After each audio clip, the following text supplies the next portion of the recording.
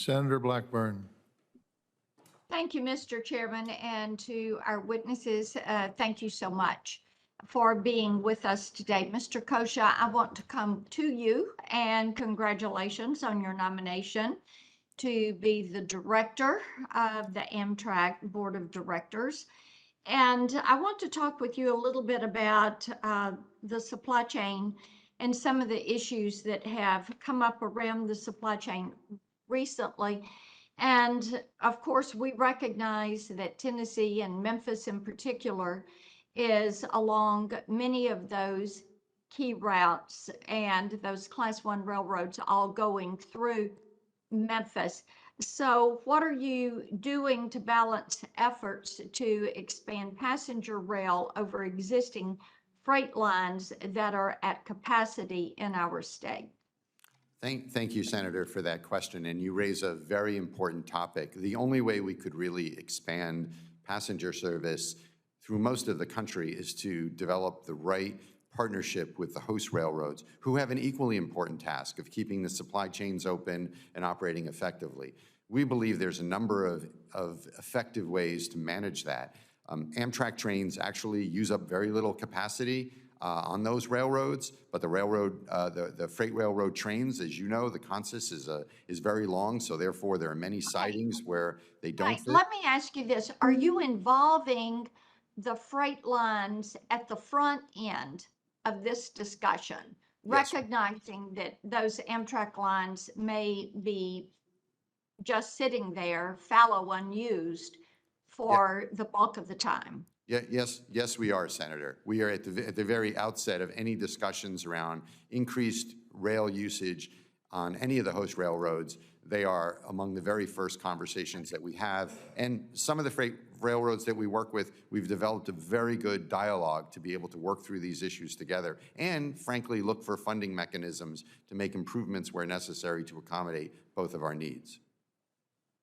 Okay, wonderful. I've got another question for you. I had read a New York Post article from October 22, and it referenced that the 10 highest paid Amtrak executives raked in six-figure bonuses in 2021, despite the rail network struggling with low ridership and plummeting revenues. The top earning employees received earned incentive bonuses of more than $200,000 each. The bonuses enraged the Transportation Workers Union that represents more than 1,000 Amtrak employees, which noted in a statement that taxpayers are in part footing the bill for these extravagant bonuses.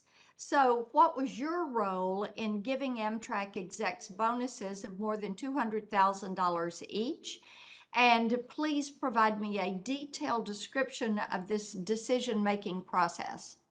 Thank you, Senator, for that question. And I recognize the concerns raised by compensation levels at any entity where the federal government plays a significant role in providing financing and funding to it. And Amtrak certainly is in such a position and should be held accountable for that. I need to add some context, though, to how that result actually occurred, which is that in the 2013 timeframe, as most of us who are currently on the board joined, it was incredibly clear to us that Amtrak suffered from a number of issues that had impeded the first 40 years of its history. Certainly a lack of capitalization was one, but the other was management that was not frankly capable of operating the railroad at the highest level that it possibly could. And to that effect, Amtrak began to recruit very experienced people who were almost without exception coming from the private sector, because people who are going to operate in those positions at Amtrak are either going to come from the Class 1 railroads. So what you're telling me is you felt justified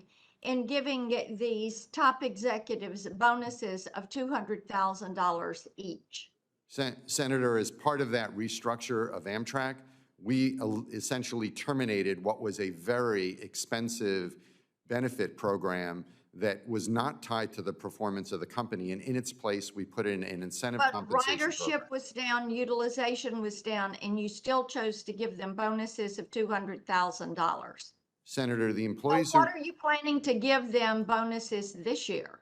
Or what were the bonuses that you let in Sen- 2022? Will you provide that for me in writing? I will, Senator, and all of the compensation issues are a matter of record, but I will tell you that the group that was entitled to these incentives is the same group that was able to eliminate over $300 million a year in operating losses, which for the first time in Amtrak's 50-year history, it essentially was broke even.